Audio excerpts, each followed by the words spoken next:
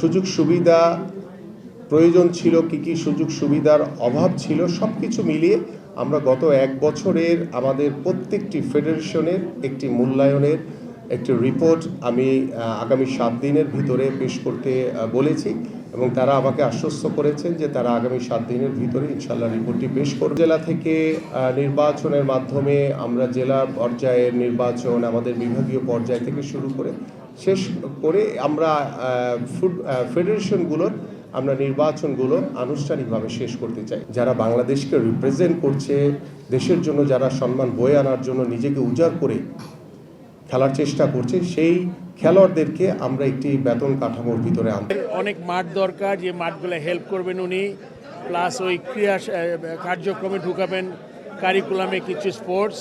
সবার সাথে সবার মত বিনিময় না করতে পারলে হয় কি, আমরা সব জিনিস জানা যায় না। আমাদের মন্ত্রী মহোদয়কে তো অ্যাকচুয়ালি সবার সব সমস্যা সুবিধা অসুবিধা সব জানতেই হবে। সেই